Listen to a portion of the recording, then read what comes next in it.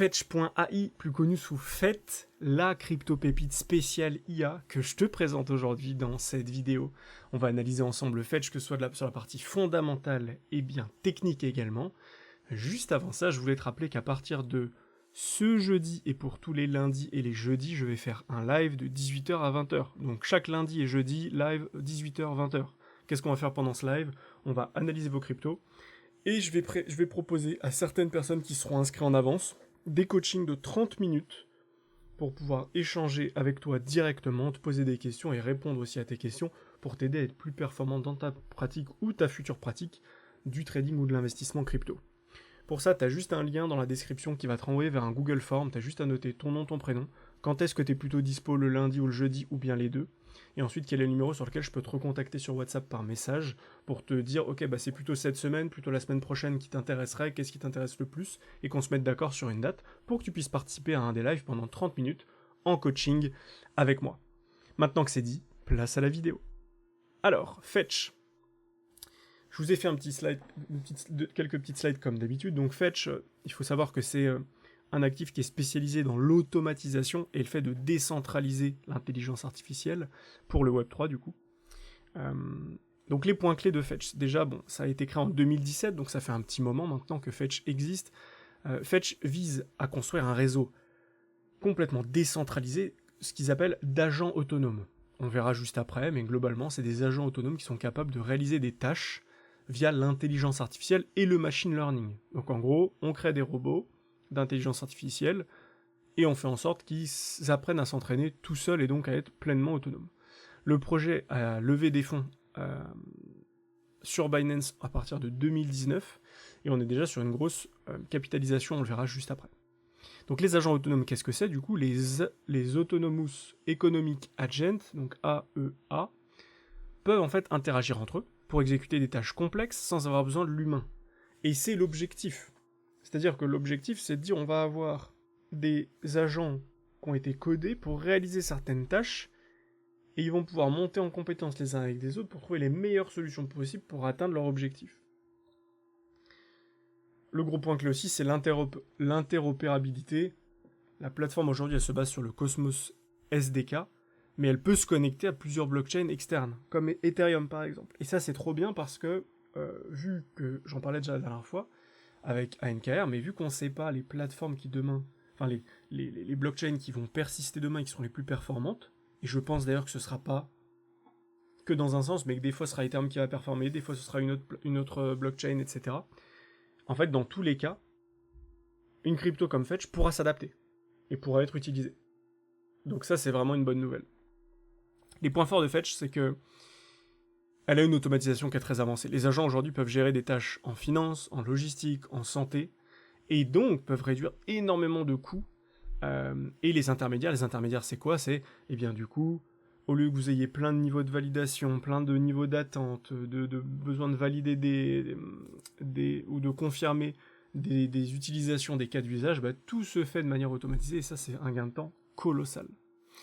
Économie de données. Et oui, parce que Fetch aujourd'hui facilite l'utilisation et la monétisation de la donnée. La donnée en plus qui est décentralisée via sa couche d'agents et le machine learning collaboratif. En fait, c'est tellement optimisé et tellement automatisé qu'à un moment donné, on ne peut pas faire bien plus rapide en fait.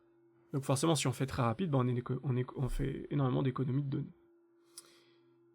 Le stacking de Fetch, ça c'est quelque chose de classique, on va y passer rapidement, mais globalement les utilisateurs peuvent stacker le token pour participer au réseau, gagner des récompenses, et de toute manière c'est ce qui est globalement fait à 99,9%, les gens stackent pour gagner de l'argent. Ils le font pas tant pour faire plaisir aux développeurs, pour faire avancer le projet, la plupart des gens en ont un peu rien à faire, ce qu'ils veulent c'est faire du cash. Comparaison avec la concurrence, aujourd'hui la grosse concurrence de Fetch, c'est Ocean Protocol et IOTA. Fetch aujourd'hui se positionne comme une alternative combinant et à la fois l'IoT et la gestion de données, là où Ocean par exemple et IOTA se concentrent uniquement sur la monétisation de données et l'infrastructure IoT. Donc on a quand même un gros avantage technologique de la part de Fetch par rapport à ses concurrents. Les contrats intelligents, contrairement aux blockchains génériques, Fetch se spécialise dans l'automatisation de processus décentralisés. Donc c'est un avantage pour des cas d'utilisation nécessitant des interactions complexes, forcément, parce que, en fait, si vous avez des éléments qui ont été codés d'une certaine manière et qui ne sont pas flexibles, qui ne peuvent pas s'adapter, bah vous vous retrouvez parfois avec une manière de faire qui va prendre peut-être plus de temps que ce qui aurait été fait de base. Alors que là, le fait que Fetch se spécialise vraiment dans l'automatisation de process décentralisés, à la fois ils vont optimiser le process à fond, mais ce qui est intelligent aussi, c'est que vu que les machines peuvent apprendre d'elles-mêmes, en fait on se retrouve avec des machines qui vont tout le temps évoluer, qui vont tout le temps se remettre en question, pour que chaque cas d'usage soit utilisé d'une manière différente. Le point de vigilance, c'est la technologie qui est complexe. Aujourd'hui, la gestion et l'adoption d'agents IA autonomes peuvent vraiment freiner l'adoption vu la technicité et vu la peur que ça peut engendrer. Je sais qu'il y a une vidéo récemment qui est sortie de Ego concernant l'IA que j'ai regardé, qui était vraiment cool, sur l'usine à trombone, donc ça parlait d'un jeu, enfin bref. Ceux qui l'ont vu, vous savez de quoi je parle. Donc ce type de peur peut créer énormément de freins. La concurrence qui est croissante, forcément on est dans un marché qui est en rapide expansion, va falloir que Fetch innove pour rester compétitif, et surtout il va falloir qu'il y ait des financements qui arrivent. Les boîtes qui auront le plus d'argent, c'est les boîtes qui vont avancer le plus vite, et les boîtes qui avanceront le plus vite vont prendre une avance considérable sur leurs concurrents, parce que c'est exponentiel. Dans l'IA, c'est exponentiel. Dépendance à l'écosystème, aujourd'hui la valeur du fait dépend directement de l'adoption de la plateforme ou pas. Alors c'est vrai à moitié, dans le sens où aujourd'hui, si on a tout le secteur de l'IA qui explose, marketingment parlant, et que tout le monde en parle, Fed prendra beaucoup de valeur, même si très peu de gens utilisent la solution en tant que telle. Mais à long terme, c'est sûr qu'il y a un moment donné où il y a des cryptos qui disparaîtront ou qui ne performeront plus à cause de ça. Mais c'est comme Internet, comme la bulle Internet en fait. Tout explosait jusqu'à un moment donné où il y a des sites, il y a des entreprises qui ont fait faillite et qui ont fermé parce qu'en fait elles n'étaient pas compétitives. Et donc c'est ce qui risque d'arriver à beaucoup d'entreprises. Honnêtement, je pense pas du tout de Fetch, mais plein d'entreprises ça va se passer comme ça pour plein de cryptos. Et c'est pour ça qu'il y a plein de cryptos qui actuellement ne performent pas, aussi pour cette raison. En conclusion fondamentale, Fetch aujourd'hui se distingue vraiment par sa combinaison unique à la fois de blockchain et d'intelligence artificielle. Du coup, ce projet est vraiment innovant et permet aux utilisateurs de déléguer des tâches autonomes. Le problème, c'est que son adoption va dépendre beaucoup de sa capacité à s'imposer face à la concurrence qui est croissante et encore plus face à une concurrence qui est présente dans le monde du privé. Vous avez plein d'entreprises dans le privé qui bossent déjà sur ce type de solutions. Donc, est-ce que Fetch va pouvoir devenir un partenaire ou est-ce que ça va être un concurrent? Et si ça reste un concurrent, ça va être compliqué. Si c'est un partenaire, par contre, ça peut être réutilisé pour beaucoup de cas d'usage et donc par plusieurs très grosses entreprises. Voilà pour Fetch la partie fondamentale. Maintenant, on va partir sur la partie technique. Pour ça, comme d'habitude, CoinMarketCap. Et ensuite, on passera sur la partie graphique. Juste avant ça, n'oubliez pas, ceux qui ne sont pas abonnés, n'hésitez pas à vous abonner. Déjà pour rater aucune des vidéos. Et puis surtout, si vous voulez participer au live, à des coachings offerts, 100% offerts pendant les lives, il faudra être abonné bien évidemment, et activer ici la cloche pour ne pas rater les prochains lives. Donc n'hésitez pas à vous abonner, et à mettre un petit pouce bleu et à me dire en commentaire quelle est la prochaine crypto que vous voulez simplement que j'analyse pour la prochaine vidéo. Tiens, c'est marrant, on est à 2260, ça fait 226, et là ici 226 vidéos, improbable. Enfin vous serez à 227 du coup. Ok, du coup, CoinMarketCap. Aujourd'hui, Fetch, c'est déjà 27ème, donc c'est déjà une grosse crypto avec pas mal d'argent investi, ça c'est vraiment une bonne nouvelle, parce qu'on veut que ce type de projets qui sont des lourds projets, il y ait de l'argent dedans. Parce qu'il faut qu'il y ait de l'institution qui croit au projet. 3 milliards d'investis actuellement. En termes d'offres totales, on est déjà à 2,5 milliards de Fetch distribués sur un total de 2,7, donc on est quasiment à 100% des tokens distribués. On est à peu près à 90-95% des tokens distribués. Donc ça, c'est vraiment une bonne chose. Maintenant, en termes graphiques, ce qui est intéressant à souligner, c'est que si on met tout, on a eu ici une décorrélation entre le sommet de mars 2024 et le point haut actuel. On voit qu'en 2024, on était à peine à 2,5 milliards et qu'on est déjà à 3 milliards de market cap. Donc on a un prix qui a fait diviser par 2,5 et un market cap, lui, qui a continué de monter. Qui n'est pas monté énormément, mais en fait, il a continué de grimper malgré le fait que le prix, lui, soit échuté. Maintenant, ce qui est cool, c'est que maintenant qu'on a distribué quasiment l'offre totale, on n'aura plus de décorrélation entre prix market cap à partir de maintenant, ou quasiment plus. Mais il faut se dire que, du coup, ça va être compliqué de réatteindre si facilement les 3 $ et de les exploser. Il va falloir qu'il y ait de l'argent qui rentre. Parce que typiquement, là, si on veut repasser au-dessus des 3 $, il va falloir faire pratiquement x3 sur le prix, et donc il va falloir passer de 3 milliards à 9 milliards de market cap. Donc gagner 6 milliards de market cap. Un petit peu moins, mais j'arrondis, pour pas que ce soit des calculs trop compliqués et qu'on perde du temps pour rien. Si on regarde maintenant en termes de marché, bon, on est déjà sur Binance, sur Coinbase, Kraken, HTX, BitGet, on est vraiment sur les grosses plateformes, en même temps c'est normal, crypto 27ème, enfin voilà, c'était complètement normal. Maintenant si on regarde techniquement parlant, qu'est-ce qu'on peut dire de Fetch? On peut dire qu'il y a eu une énorme phase d'accumulation en 2023, gros pump 2024, fin de bulle. Et pourquoi est-ce qu'il y a eu une fin de bulle et qu'on peut le certifier ici? Parce que si on prend notre point bas de marché et notre point haut de marché, on voit vraiment que le cours ensuite est venu corriger dans la zone ici, que je vais mettre en verte, clac, juste comme ça. Notre zone ici des 0,786, 0,886, je vous rappelle que cette zone, pour ceux qui ne s'en rappellent pas, c'est notre zone d'éclatement de bulle. Et donc à partir de là, on peut se remettre à structurer, enfin à créer de l'accumulation et donc à structurer des formes bullish et donc repartir à la hausse.